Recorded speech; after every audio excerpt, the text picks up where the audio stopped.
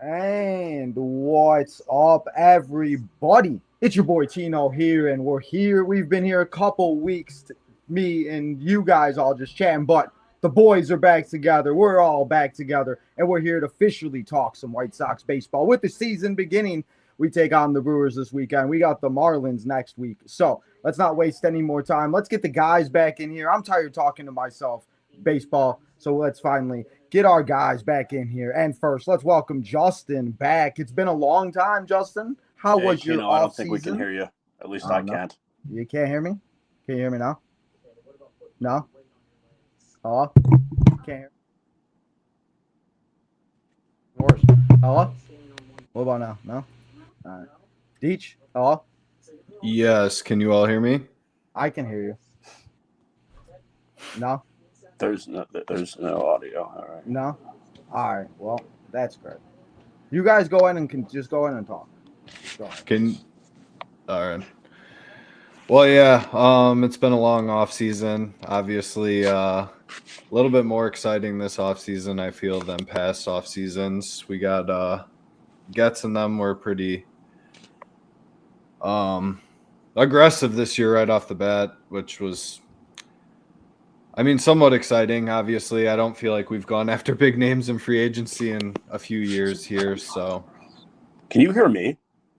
I can hear you, yes. Shit, I can't hear anybody. Hello. What about now? No. Deech, can you hear me? Yeah, I think it might be Justin's audio then, because Okay. I can hear both of you okay. Okay. Well, let me it says it's fine. So, I mean, we can just keep going and then just as it That's weird. Cuz if you can hear me and I can hear you, then gotta love it. We got 13 people in here. We got technical issues to start off the season. But I'm curious why. Yeah, can you hear me right now? Hello, 1 2. Yeah, it must be Justin's Yeah, it is thing, cuz like logging in. I just pressed on mine and it works. So, we'll just start going and then if he comes in and can, I don't know, but technical issues, you got to start. It's a great way to start off the season, right, Deech? Here we are. Yeah, seriously. So, Here we go. while we try to figure that out and all of that, we'll try to get him back in here. Why don't you just start talking and tell us about your off season and all of the things that have been going on with you what you've been doing. I know you're not too big of a football fan, so what do you do during the winter, Deech?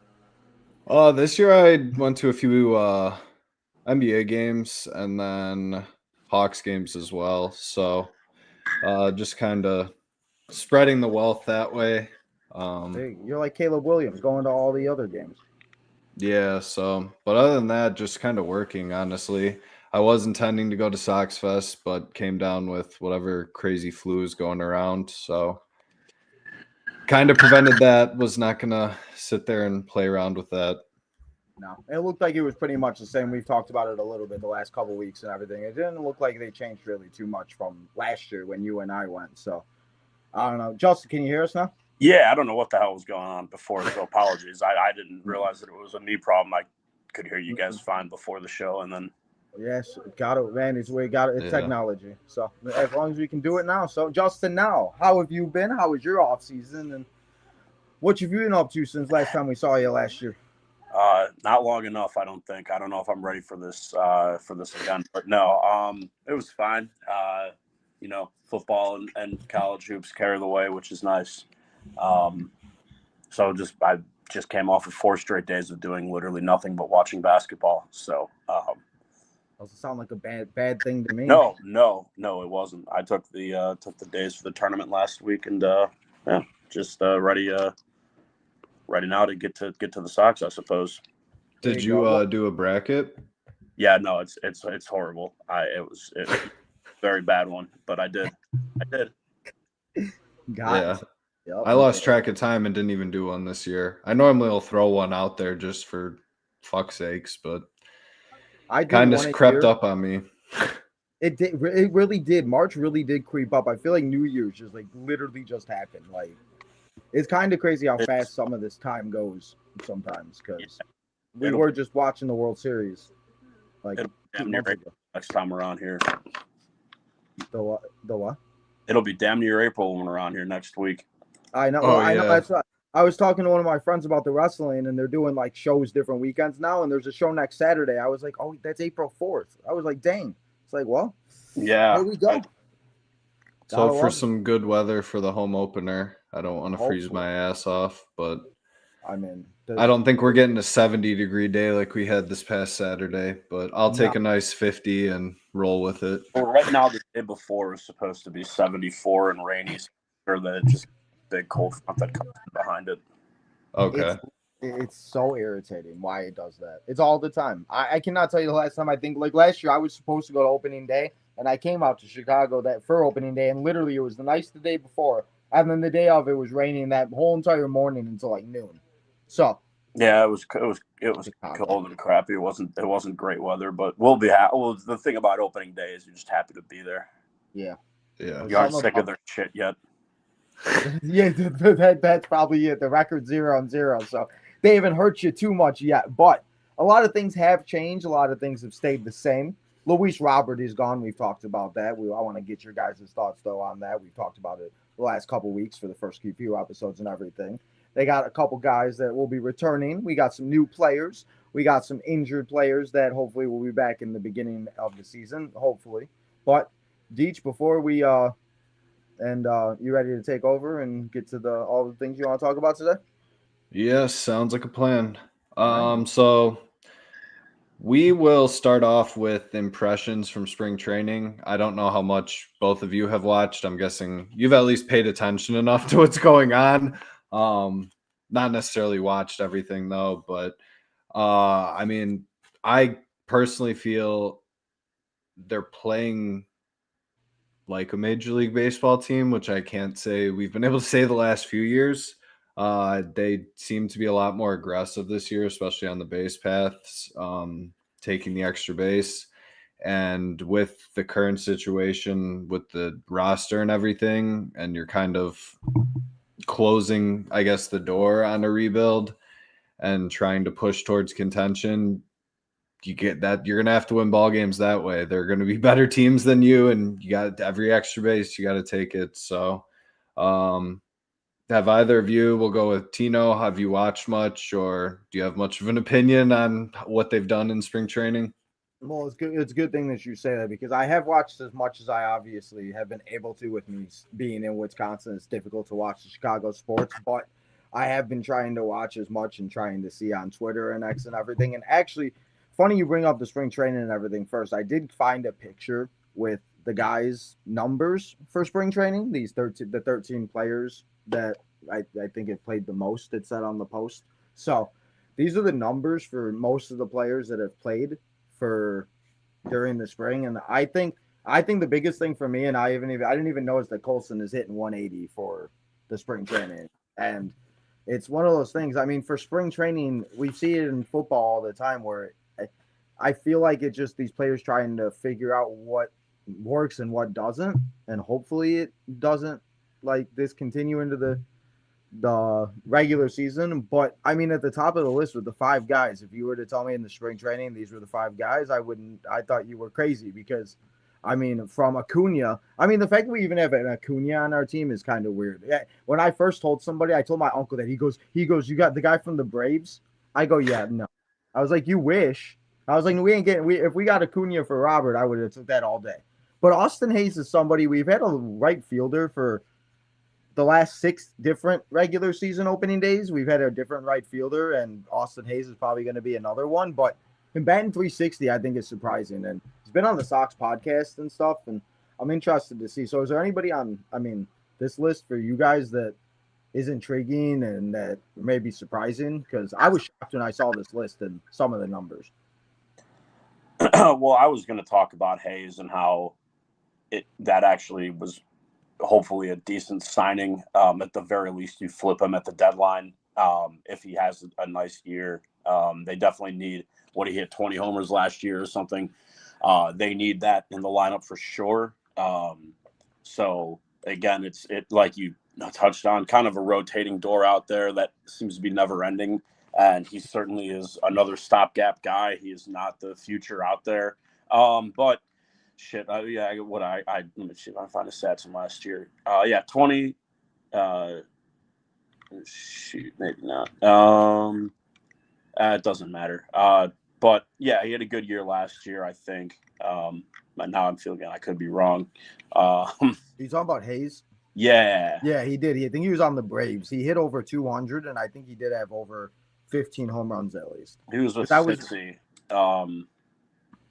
But yeah, either way, that's a solid one. Acuna's been, I guess, a decent surprise this spring. It was kind of billed to us as the guy who can't hit.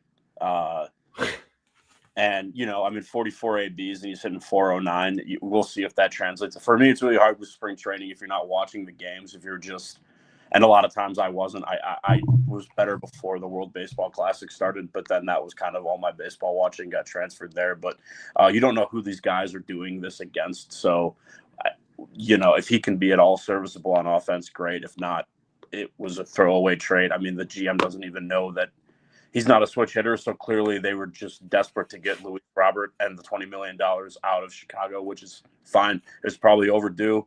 I mean, you've been talking about it for 2 years, how it was just like it's at this time and at this point. I think that was like one of the last things we talked about. And that was, I think, one of your predictions is that Robert would be gone and that he was going to be, I don't remember if you said a team, but I mean, it was get rid of the money because, and I think Deech said it too, or we talked about it a couple weeks ago or something like that. I don't even think he's played the spring training game yet. So I'm interested to even see if he's on the opening day lineup this week because I've not heard him at all. The thing with Robert is, I think initially, for me at least, it did kind of sting a little bit because you really were closing the door on the fake contention window that Han built up. What do we think that documentary is going to be called? It's going to come out in like 5 years. You know it. But after like thinking about it, Getz missed his opportunity to flip Robert at like peak value. He was not going to build any value in the first half of the season, especially after he showed up to the Mets camp and they pretty much said your lower body's not ready to play 162 or 120 games or whatever they were aiming for him to be out there. And then they went and signed a bunch of minor league deals. I mean, they added MJ Melendez and like a few other outfielders, which just makes me believe they're not overly confident they're going to get probably over 80 games from Robert if they're lucky. So yeah, that is what it is. It's the, like you said, it was slamming the door shut on an era that will be looked back on very negatively for a long time. And then the other cat is this Antonacci cat guy. Obviously, I saw him mostly in the WBC. He had the homer. There was one game that they played USA, and it was him and Teal who homered, which was just hilarious. Before Teal got hurt later on in that same game, which that sucks. Obviously, they have the depth at catcher. I'm a very big fan of Edgar Caro. I have not spent much time on White Sox Twitter this offseason, but I think the people who want to trade him are idiots. And then, obviously they brought back Reese McGuire. Yeah, he's young. Welcome back, old friend. I don't really understand that because they don't really I'm sure there's a reason for it. Not that I want to give them the benefit of the doubt, but they really don't lack left-handed hitting. So including the other catcher is a switch hitter, right? And then Teal is a lefty when he's back. You have Montgomery. You really aren't hurting Mune, whatever. You're not really lacking left-handed bats, so I don't really understand that move at all. And I haven't really seen a good explanation for it. I saw someone, I think, joke about Giolito wanting a personal catcher. I would love to give credit, but I can't remember who I saw say it. But I got a kick out of that. I assumed it was satire, but I know that Giolito hasn't been signed. So, and the rotation could use someone who takes the ball every 5 days. So, I'm not saying no. I am. I have no desire to see that man go on that mound again. If I see his ass fucking stomp on the south side and pound anymore, No, I hated that as much as anybody, man. I think the one thing is I kind of just feel relieved that they're gone. Like all of them are gone now. Like there's none Yeah. of them here, and the word like all if you like the biggest that I get the reminder of it is when I go upstairs and look at my bobbleheads now. So it's like that's where I just it's that I kind of just it's like okay now we don't have to worry about it. Where it's like all these it was like worrying for the last that whole core of who's going to be healthy, who's going to stay this and that. And the good thing about Kyle Teal, and I said it when he got hurt because I was actually live watching some wrestling show at like 10 o'clock at night because of whatever.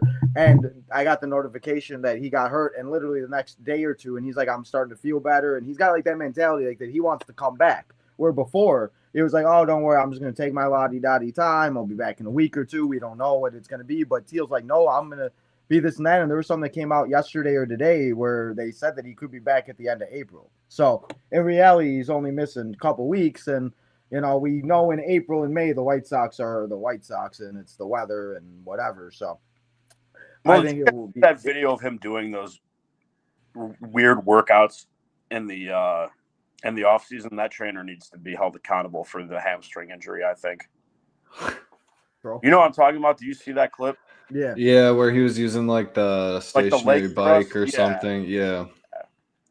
Listen, I've never trained as a professional athlete, obviously, but that didn't look very normal to me. I mean, the way these athletes get hurt, it just doesn't like. If you want to be an athlete, I don't even know what to say because it's like I don't do it, so I'm not gonna sit here and say go and work out and be this athlete that. Well, I'm not the one going to the gym every day, but if you're gonna be an athlete, and I just feel like you got to put the work in to be able to stay because it's not easy to be durable, especially in a 162 game season plus playoffs if you get there. So Colston Montgomery has struck out 20 times in spring training. What do you think about that, Deech? Go back up here. Yeah, Deech, what do you think about that? Babe Colston last year. Yeah, Colston Montgomery. Yeah. I mean, this was something I was going to bring up actually later. Now, spring training stats, I don't know how you guys view them. I have a hard time jumping on this is like what it's going to be during the season because there are guys who are tinkering with stuff. The Colson striking out a ton, probably a little bit more concerning than other stats that you would sit there and look at, just because historically strikeouts have been a thing. Yeah.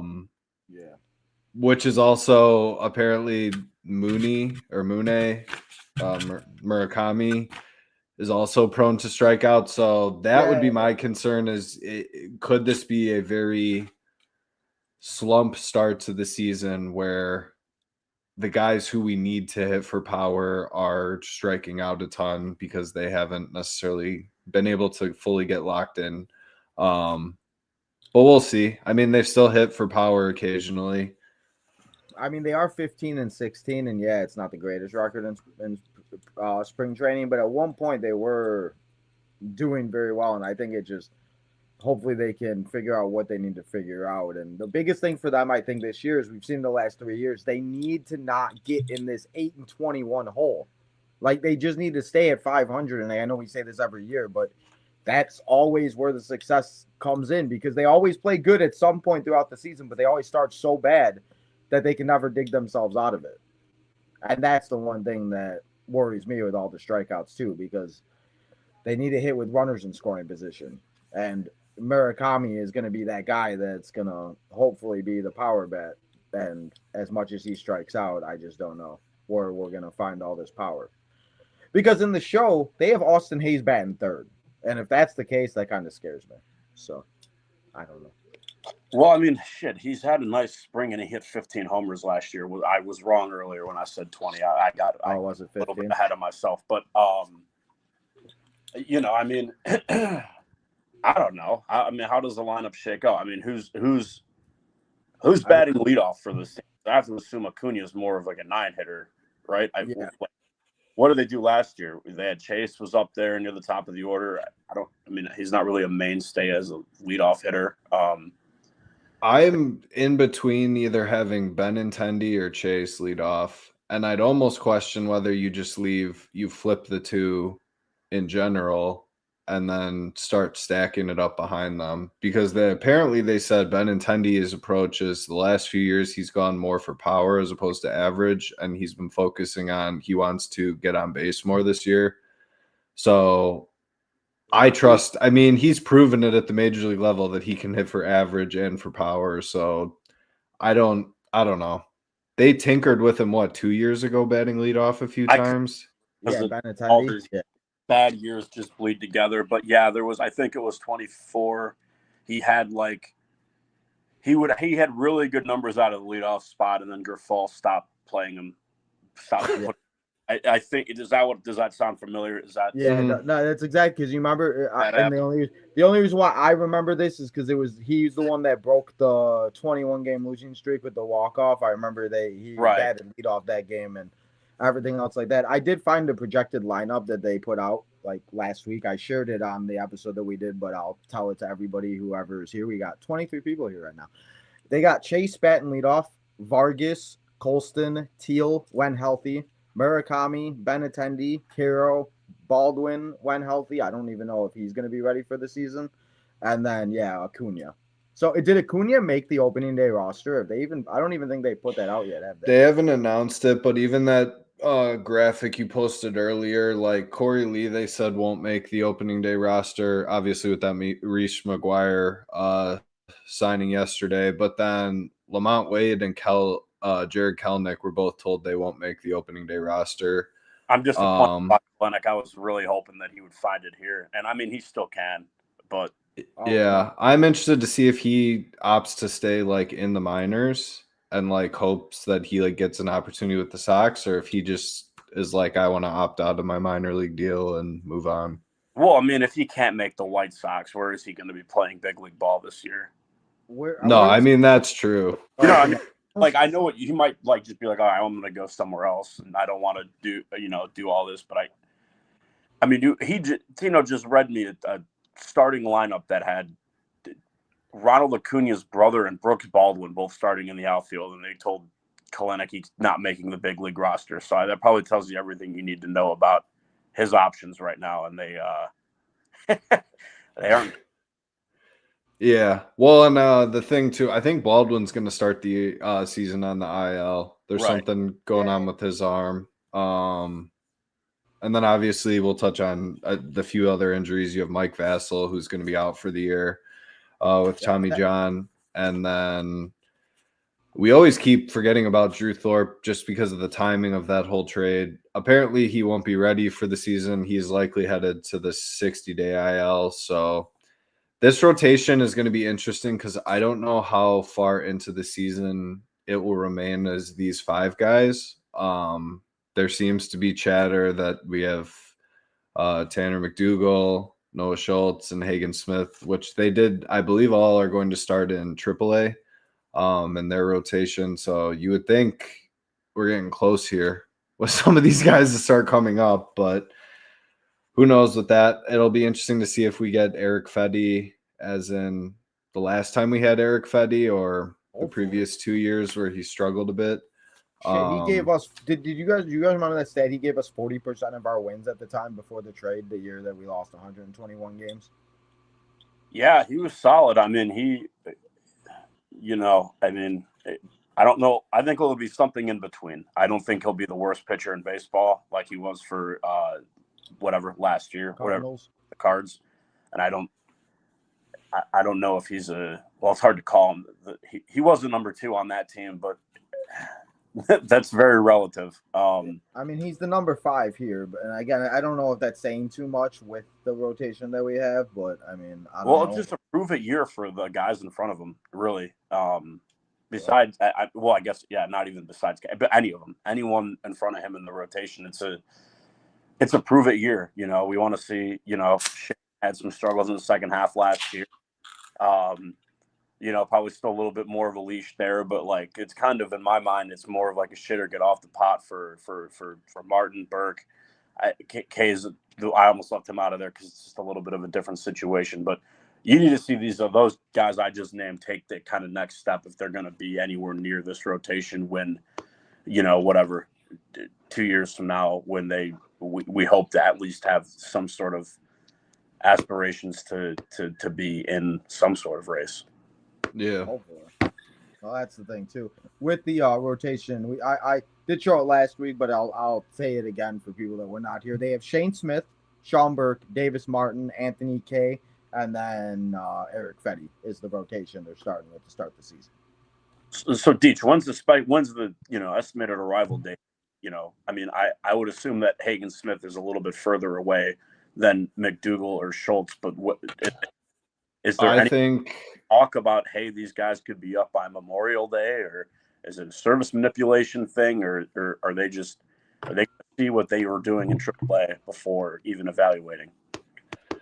So based off of just kind of chatter through the Sox Twitter sphere, or whatever you want to call it, everyone seems to think McDougal is going to be the first to debut by May.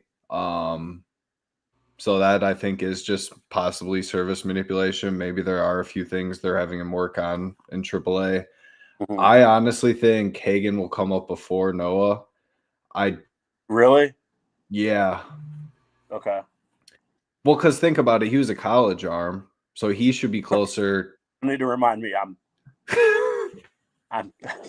I have my feelings about taking an SEC pitcher top that high should already be breaking camp with the team this year at minimum. So yeah. I hope. And then you kind of wonder, are any of them going to get the sale treatment out of the three of those? Like, will they come up and then you're just like, you're going to get work in the bullpen. It'll be like probably 2 or 3 innings an outing, but we need to build your innings up more and don't necessarily want to just throw you to the wolves and get possibly lit up in the rotation.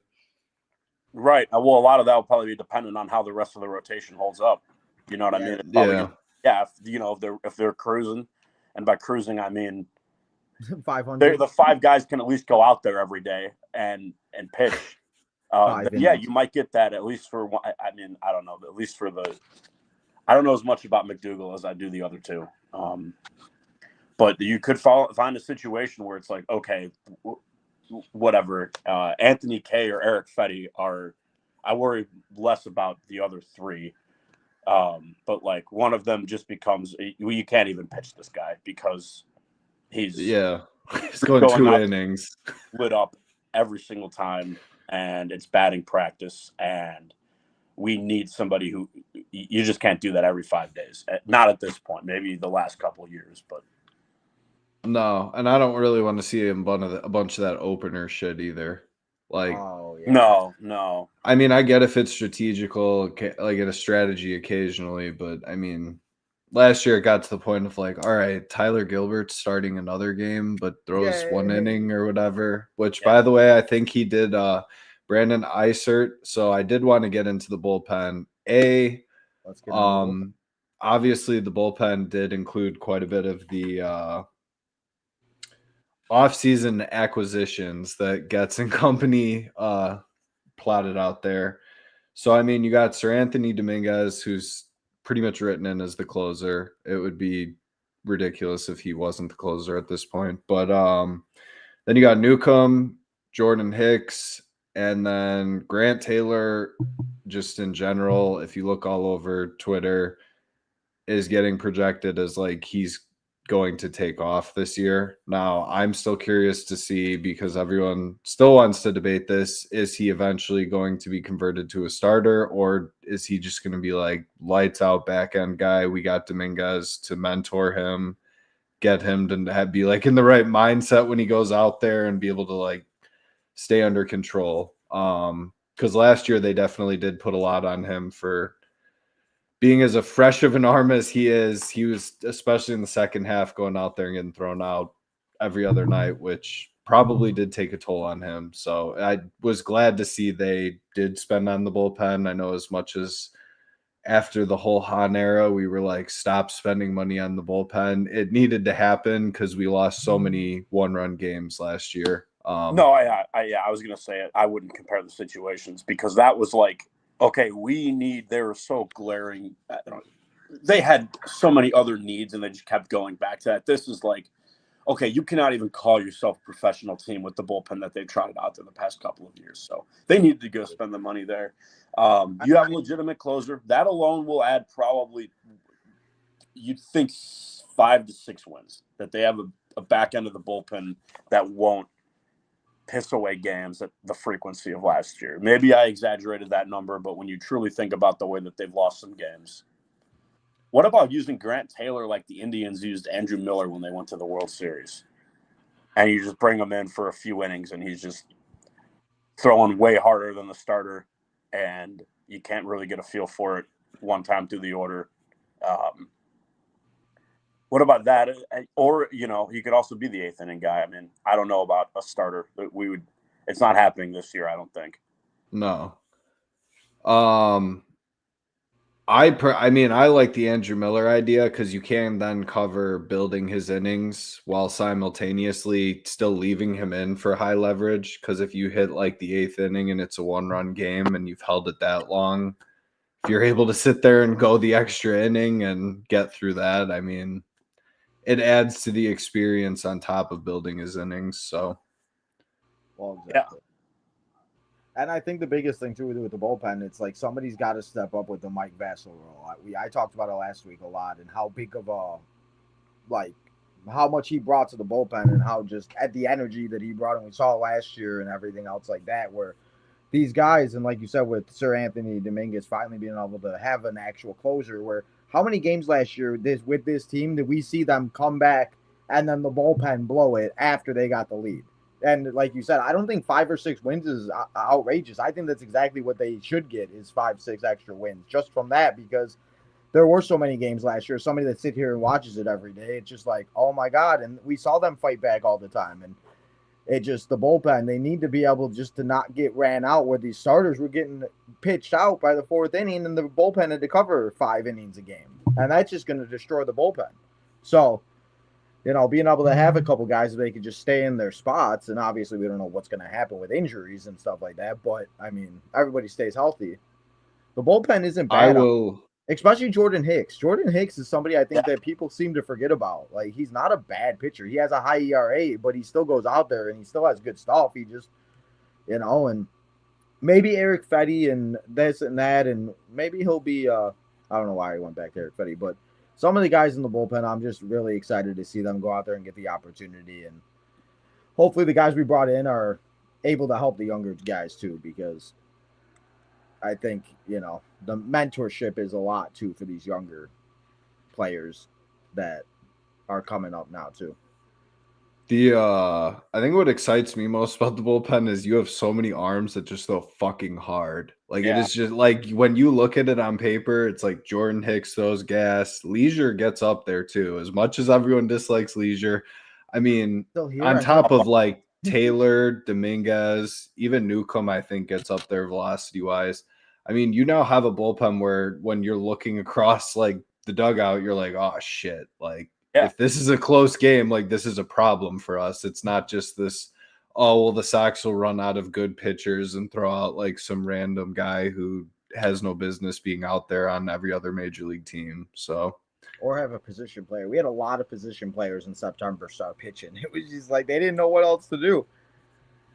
So yeah, they're going to be bad, but what they've done is make it probably a little bit more of a watchable product in the way that you're not going to want to pull your hair out every night. I don't think.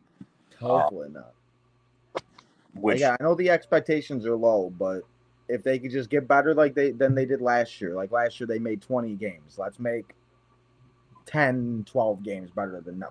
And that just, for me, like that's the biggest thing. Because if you look at it, 12, 13 more wins, that's 74. So that would be considered a massive success in my eyes. That's exactly.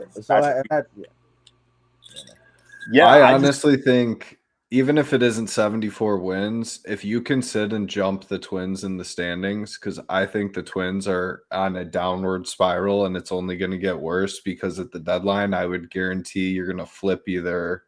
They still have Pablo Lopez, right?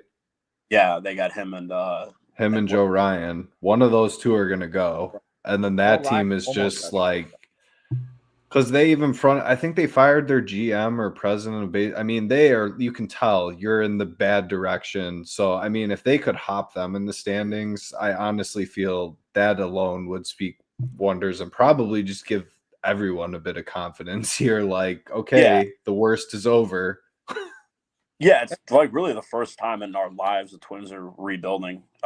They're at least for what I remember in my life, they are usually a solid bunch. They've had bad years, but this is like like they are willing to bottom out.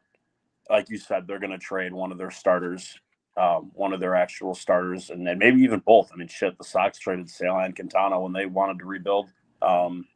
They almost did at the deadline last year too. I just think they didn't get the right offer with Ryan because I think they had a deal done and it just never went through. So yeah. Close. So I'm that's a great point, and I wanted to touch on that too. That there is the opportunity to not finish in last, and that could be the most loser shit I've ever said. But yes, there's with where we've been there. That is sadly like okay. Well, hey, we're not the Twins. It's refreshing. It could be refreshing.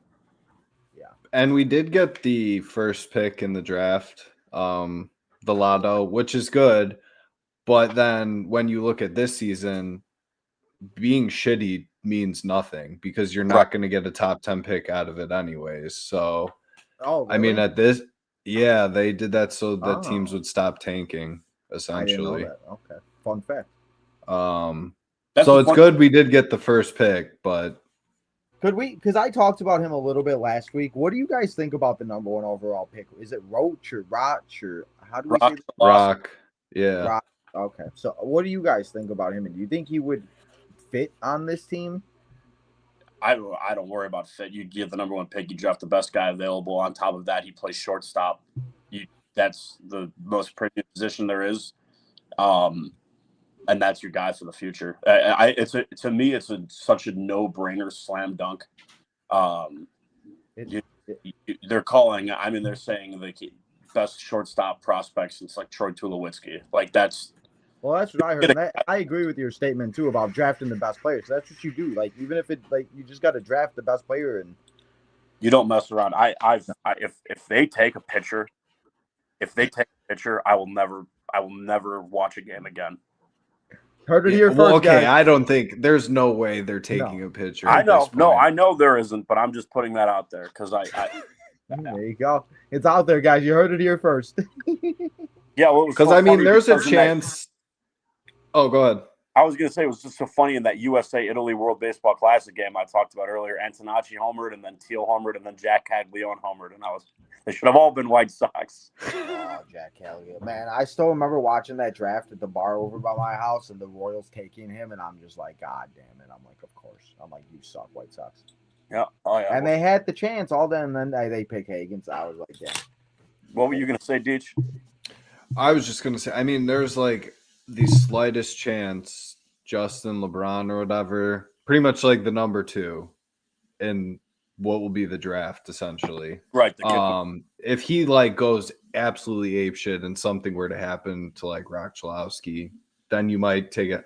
But it is pretty much like anywhere you read, it's like you'd be stupid not to take him. And it's like not a question of like, is there a better option out there? It's just make the selection when the day comes. Give me the superstar shortstop from LA, man. They're the number 1 team in the country. And I'm sure Bam is great too. I've not gotten the SEC season's just getting started, but I know that that's the other alternative, but they would mess this up badly. They're getting way too cute if they think that their people in the building know more than what every other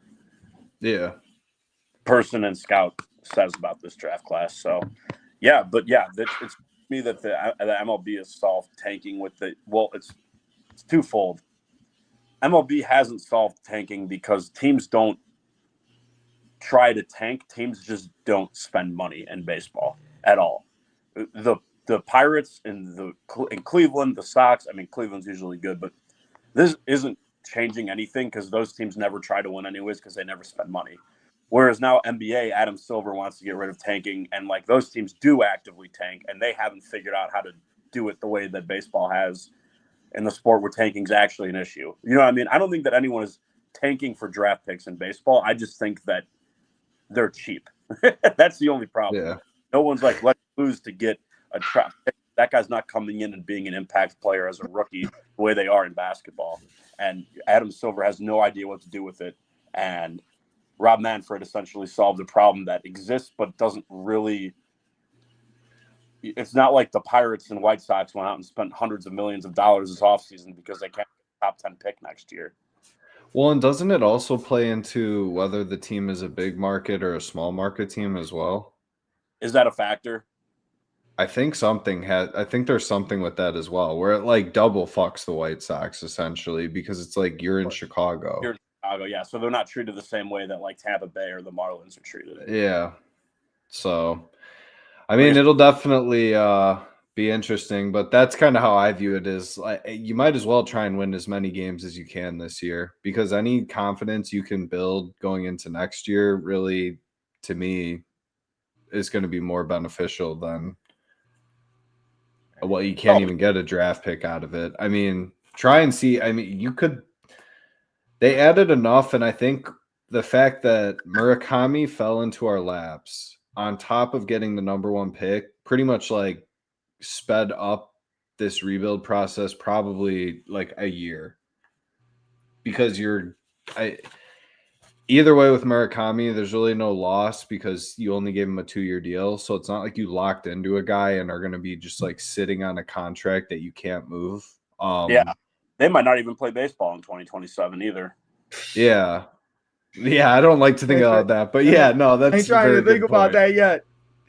He's right though. I mean, but no, and if Rock Chalowski is as good as everyone's saying, I mean, he would debut pretty quickly. Then I would assume it wouldn't be like one of these guys who needs to like sit in like AA and AAA very long. So I mean, there's your future right there. You kind of the timing of things I was very pleased with. Let's just put it that way, especially with like where certain guys were like Hagen Smith, Noah Schultz. Tanner McDougal kind of just came on more of, I guess, the public radar this year. But even like Braden Montgomery is going to debut this year at some point. I was about to ask you about what. Do you think I've seen 2027 most places? I think he comes up this year. I don't think you can go another year because he was a college guy. Outfield, I mean, the way had he not broken his leg, he probably would have broke camp. I think with them this year because he broke his leg or something in college during the college or before the College World Series and that's what's interesting too. If you get to the point of being able to unload Benintendi's contract and just ride Hayes out for the rest of the year because the veteran presence, you need something in the outfield. I'm fine with that. That's actually a good point. If Braden does come up and play well, that could give him the ability to, like you said, get rid of Benintendi's option. And he's somebody that, like, I mean, we've been talking about now since we got him in the Crochet deal the last few years. And I thought they said 2026 a couple of years ago, but I mean, I think at least by after the All-Star break, or not the All-Star break, the trade deadline, if they do trade somebody, I think he'd definitely be up. But why not? Give him the opportunity. Let him get some at-bats and see what happens, especially the way he's played in the minor leagues. He's went up, and you talk about people like coming up fast. He's been moving up pretty quickly throughout the system. There we go. No, you guys sound like my dad. If it were up to him, he would have been the opening day right fielder last season. He's like, I'm tired of waiting, like hit him up, like basically like throw him in the deep end, see what he's made of. Which is fair. I don't want an Oscar Colas situation. I'm not saying I endorse it. I'm just saying these are the ideas that get bounced off of me. But at the same time, though, I get the itch for the stability in right field, which is what happened with Colas. God, I remember going into that 2023 season, the amount of arguments I got on the Bird app about him and how he was going to win Rookie of the Year and hit 25 homers. Where the hell even is he today? He never even hit 25. I don't even know if he had 25 fucking hits. He's looking for work like Yermy Mercedes. I saw Yeah. his agency posted some shit that he's a free agent or Oh my god, I can't. The amount of guys that we've went through as White Sox fans, when they are finally good, when they have like if they have some type of a when they have the resurgence, like the Bears had this past this past winter, and having a good season and winning the division, if the White Sox to somehow get back to that, man, this city's gonna go insane. Especially the diehards, because I've not seen as many Bears fans as I've seen in my life this past winter with the way the Bears played. So I think it might be even worse with the White Sox, because I mean, it won't be because we're not even half of the city's fans or I know that. Yeah, I know they got the damn within the group of Sox fans. It'll probably be equal because of how much we've had to endure. It's also just they're just different sports by nature, but yeah, you can get a fun summer. You're going and watching competitive baseball. Yeah, that adds a lot of excitement. Sure. So Kyle Teal getting hurt obviously sucks, but I kind of view it as two things. A, regardless of what you're doing with Caro, whether at some point they do have the intention of trading him or not, this does give him runway, even if it's for like a month, to kind of just show off. Because I think what was touted with him is he worked on his like power, trying to hit for power in the offseason. So, I mean, he'll get to show off his bat. On top of that, we are still with Lenyn Sosa. I get everyone dislikes the fact that Lenyn, same thing. Oh. But obviously defensively he's not very good, but now you're pretty much going to sit. I think he's going to get a lot of DH at bats to start the season. Even with that, though, it'll be interesting how it shakes out, because based off of what I've seen, your bench is probably going to be Reese McGuire, Perea, Derek Hill, and then Curtis Mead, probably. Or it can all be kind of interchanged. That's a bad. It is, though. It is pretty bad. Well, and I think that's only that's because that's a bad bench. Well, because I mean, realistically, Lenyn would be on the bench if Teal was healthy, and Baldwin. I just don't know. So is Benintendi just done playing the outfield, or what the hell's going on there? They keep hinting that they want him to DH, but I feel like he's going to be in the outfield. He's not. Well, he's not a good outfielder either. It's just one of those where we were really happy when they turned the page on that. I mean, he's a professional, whatever. Like, it's no disrespect to him. It's just like he's got a noodle arm in the outfield, so he's kind of worthless out there. But then it's like, you can't have a slap hitter as a DH either. So, like, yeah, I'd rather just see Sosa get the at-bats because he's got a little more pop in the bat.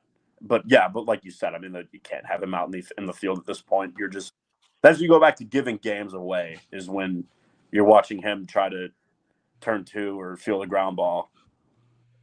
Yeah, it's a tough spot, I think, where I'm interested to see how they're going to maneuver it, because it seemed like it was going to be kind of pretty even keel. You'd have Sosa on the bench. You had assumed like you could have Edgar Caro or Kyle Teal DH, and now with the injuries and everything going on, a little bit more up in the air. But that's what's crazy is like everyone hates Sosa or has not very pleasant things to say about him. He was 12th in the majors in the second half of last year in RBIs. I like and led the team in, like, I mean, they should just be DHing him, because even if you have no intention of keeping him past the season, just let him get as many at bats and show his bat off at DH. And then if at the deadline someone's desperate, who knows what you could get for him. I mean, he hit over 20 home runs last year? Did he? Yeah. I think he led the team in home runs, or at least was surprised by it. Over 20 surprised me a little bit. I had Baseball Reference pulled up a minute ago here. I'm shocked he was that high. I know he did good last year at the end of the year. Like, he was finally figuring it out, got a bunch of home runs and everything else like that, but I didn't realize he did that well. Yeah, he had 22 home runs and 75 RBIs. I mean, shit, and hit 264. I mean, I just can't see These can't people who imagine- are like he has to be on the bench is a joke. Like, He's better when he plays every day. And I know everybody is, but he's one of those guys that you give him the opportunity to play every day and he succeeds. He's not one of those guys that can come off the bench. There's a lot of guys that can do that, but he's not one of them. Well, that's where I'm at. Is like, well, I don't need to watch Andrew Benintendi get at bats at DH. That doesn't really do. I'd rather have Pop, man. That's more home, but that clears Benintendi's career high, which is like well in his rear view. I think his career high is probably what, 20. Get this wrong second time today, like I did with Austin Hayes. Okay. No, it is 20, and he's hit 20 like 2 or 3 times with the Sox since he's been here. But I mean, that's all you're gonna get. And then he's running his mouth in spring training, obviously saying he's focusing on getting on base more. So if that's his intention, I almost feel like you're gonna see a lot of Benintendi starting in the outfield, and by like the 5th or 6th inning, you're gonna get Perea or Hill out there, just to cover. It certainly has to be Benintendi and left to start the season, right? Because they don't have who are they going to put out there? This Hill, these guys, Perea, they're not going to be starting. I don't think. I hope not. I mean, well, no. Right now, I mean, the outfield is what? Benintendi is Acuna officially the center fielder? Like, is that like official? They don't have other centers. They want to try Baldwin out there when he's back. Well, yeah. When I was listening on 670 The Score, I think it was like Bruce Levine was on the radio and said that the White Sox intend or hope to get Acuna 500 at bats, primarily in center field, and think that he has the potential to steal like 40 or 50 bases or something like that.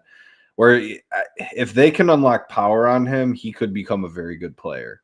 Because he has all the other tools. It's just, I mean, if you look at his build, he's just not a very big guy. So yeah, they've tinkered with his swing, you can tell, because he used to have a lot more, I don't know how you would define it, like more of a pronounced, like longer swing, where, I mean, in spring training, what did you post? You said like over 400? I mean, regular playing time too. Yeah, so well, I think it could be something interesting. He's kind of like my dark horse sleeper guy. I think he may just pop off this year and surprise everyone. And no, I want to believe that too. I think that's a great pick, but I think that I think we either get that or we're sitting on here and like by middle of May and he's batting like 162 and we're like, we just have this black hole in the lineup. Yeah, there's not like a middle ground. Really, it would be like you said, like the dark horse, like the surprise, like, oh my God, I can't believe we got him for the corpse of Luis Robert, or it's going to be like, oh, well, yeah, the Robert trade was just a salary dump and this is what we were left with. And here we go. We need a center fielder for next year. 40 to 50 bases is fine. They'd have to get him on base 40 to 50 times. And I think that 9 spot or maybe even second would be okay, maybe. But I think 9 would be good because they could do like where you kind of bat in first, but whatnot. I mean, it just depends. Yeah, he's got to start at the bottom of the lineup, and if he's hitting the ball and getting on base enough that warrants him being moved to the top, then they can have that. We can cross that bridge when we get there. But yeah, I don't hate that pick, Deech, as like the dark horse, like the. I feel like he got a lot of shit just because Getz kept referring to him as the Robert trade, a switch hitter, and that the Mets were like Mets fans were like he can't bat righty. Yeah, which like that I just think he got a bunch of shit for it. People just assume now that he was just like a throw-in or whatever, right? And I would love to see him just prove that wrong, honestly, because I mean I think he's half brothers with Miguel Garcia and is like full brothers with Ronald Acuna. So I mean, it's clearly in your blood, like right. Granted, we've had that before who the hell did we sign? Yonder Alonso or Manny Machado or whatever? Yeah, Gomes. And then Yonder Alonso told him to go play in San Diego. Yeah, thanks, Yonder. Yeah. Or we had didn't we have a Cespedes in our system at what one point? was it? John Jay, they also signed that year. Yeah. It was John Jay and John Jay to get So I'm hoping we kind of break that trend and he just sticks, because that, I mean, I just think about it this way. Right now, you really don't have, after Braden Montgomery, your outfield has like a huge gap as to like guys who are going to be coming up and being able to like Right. step on a major league field. So if you could like smack Acuna where he's like a serviceable center fielder and like should be starting on a major league team, not just like the White Sox because of whatever their record is. And Braden Montgomery up, and those two seem to like stick, then you know exactly in free agency if you're able to dump Benintendi or figure something out. Go get yourself a left fielder that isn't over the hill in regards to like his performance. Yeah.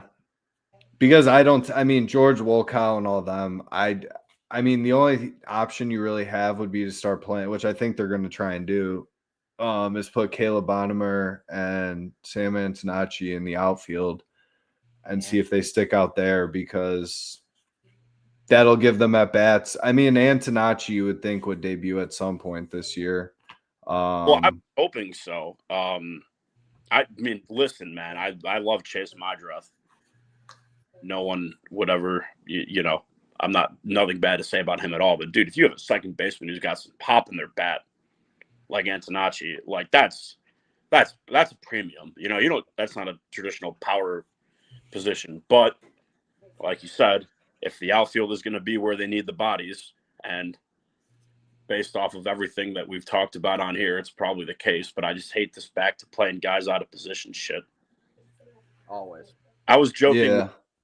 With some Cubs fans because Seiya Suzuki also got hurt during the World Baseball Classic, and they lost Kyle Tucker, and so now they have Seiya was going to go back to playing right, even though he's been the DH, and then now he's hurt, and they're like, you know, who's going to play right field? And I'm like, hey, you know, they don't tell you this, but you can just play whoever the hell you want out there. I got nothing for you. You can just throw anybody out there. Do the White Sox school of thought and just be like, hey, you know, Gavin Sheets, go play right field. So imagine if Gavin Sheets, I know he's still on the Padres, but that'd be so great. Gavin Sheets on the Cubs. Fucking awesome. Man, I just shall be in. But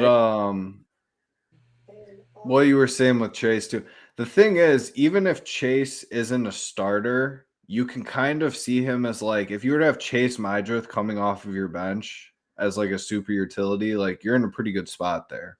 Oh, absolutely. No, I love him as a player. There's not a knock on him at all. But like with Antonacci too, his power hasn't been there in the minors, I don't believe, where it's like he worked on the power this offseason and obviously showed it. So I'm interested to see like how sustainable is it, or like how legitimate it can be like on a consistent basis. But I completely agree. If you get a power hitting second baseman, yeah, that's kind of sucks whoever's playing second base at the time, but you're probably getting bummed. I mean, it just is what it is. So it's better to have depth than not to have depth, and that's the way I would look at it. It's better to have more than less, especially with this. And I got no sympathy for none of these people, because as much pain and suffering that we've went through, I mean, so let the other people feel the pain what it's like not to have a right fielder. So like that's kind of how I feel, where I'm just like, you know, I want a year where I don't have to name 30 White Sox players that played on the team. I just have a guys that play and just go out there and do it. Well, yeah, I mean that bench you revenue. I mean, I just can't. But yeah, no, I mean we could really just get better from here. Yeah. So really, I mean, we'll obviously need more to talk about next week, so we can kind of just cut it here, kind of wait to see how the final roster shakes out. Obviously, will be a weekend, but for now, I mean, we can kind of go over the first two series, Milwaukee and the Marlins. Milwaukee between us and the next show, technically. Yeah. So yeah, that's what I was saying. So okay. They haven't fully made the roster cuts as far as I know, but you can kind of No, guess. but I did have the opening day pitching matchup. I don't know if you want. I don't know how to say this guy's names. I tried. Yeah. But yeah, so this is the our only boy Shane Smith. Shane Smith bumped day for opening day. Was a little disappointed it didn't line up for the home opener as well. We're seeing Burke for the second year in a row. Oh, I'm so excited. I mean, he had a good opening day last year against the Angels, so maybe he'll be able to do the same. He did. That was a good game. Yeah, I mean, We'll see who's the 2 in the Toronto rotation. Is it going to be Dylan Cease? I No, we don't play them know early. because there's a There's ton of they had I Oh, think after 2 or the- 3 injuries in their rotation to start Yeah. the year. Well, I love So- that. we opened with the Blue Jays at home, right? That's what. Yeah. Yeah.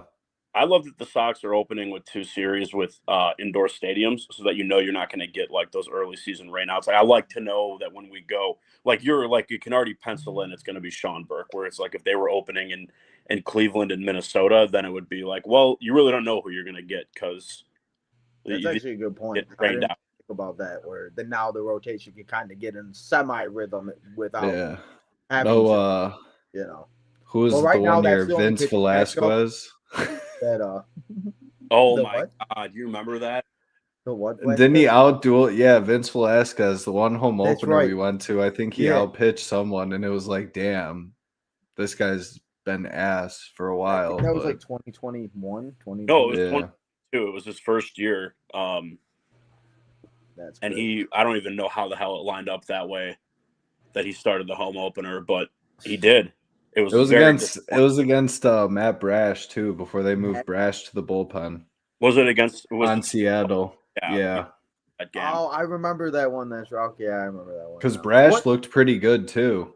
Like it was a close game. It's not like the Sox really got to them much. It might have been like a Robert Homer or something like that that really gave the Sox the lead. But Yeah. What is your guys' that favorite was yeah. opening day moment or game that you've been to? Oh man. I know you've been to a lot, so I'm sure hard for you to choose. I haven't even been to that many.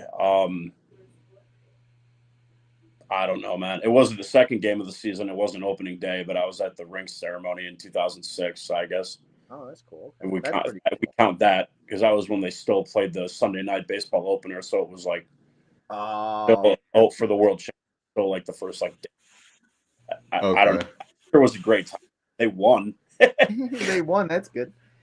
Last year was probably my favorite because I mean the one where Vince Velasquez, I don't know. It just to me, I think I was bummed that he was the starter, even though they won, because I was just like, God, you want to see for the home opener, you just want to see like one of your guys that you feel confident going into the game, not like God knows what we're gonna get today, but no, Burke pitched well last year. He made me nervous in the first inning, but got out of the jam because I think he loaded the bases with like an out or two, maybe. Or it might have been no outs. Yeah, it was bad, but he got out of it. So, and then the year before that, I saw Kopech get lit up. So, yeah, I was at that one too. That was the last opener I went to against the Giants. He just gave up home run after home run. Oh my! Or listening to the broadcast. I remember that was my decision when I said I will never go to an opening day again, and they're 1-0. So let's go. Let's see. The weather's crap, and that happens. It's just disheartening. Oh, it's so, and it makes it even worse now because I live in Wisconsin, so it's like going to a Sox game is like a whole day trip. It's like, do I really want to drive out that far just to go watch the Sox lose? I can just do this at home. So, but yeah, and like you said, DJ, I think this is a good way to end it. But before we do go, I want to let the people know that we will be doing watch-alongs again this year. I will be live for the home opener. Come and hang out as we do watch that game. I got a thumbnail ready for you. So, opening day 2026, come and hang out on Thursday at 1 o'clock as I'll be here live to watch the game. We'll also be here Sunday to watch the game, whatever the pitching matchup is and all of that. We are also this season going to be playing some MLB The Show. So, going to do some stuff. If you got any ideas, let me know in the comment section or in all of that. But I think it's, like you said, good way to end the show. And we're back, and let's see how the first series goes. We'll be back again next Monday in our new day here on the channel. So appreciate you guys coming and hanging out here for this day and talk some White Sox baseball. Anything you got to say before we go? Go White Sox. Start the season 6-0, baby. 6-0. I was gonna say like 4-2 at the best, but we'll see. Justin, what do you think for the first series? What do you think they can do? Mizorowski will be tough, but they've had some injuries and lost other guys in the rotation. So Eric, you're banned. They'll be able to win a game. Yeah, probably. I think they're And going to steal 2 of them. I think they're going to sit there and get Mizorowski in trouble because he can walk guys. Yeah, And he I is. think if they can sit and get onto him, then just coast away with that. But Miami's kind of a dark horse for me. I think their offense could be really good this year. So we'll see how that series goes. I saw. I don't know if it was the official MLB account. Somebody ranked the top 10 lineups in the league, and the Marlins. I was scrolling, and it was like a jump scare. The Marlins were like 5th or 6th on the list, and I was like, okay, I gotta dial in here, because that happened without me really paying much attention to it.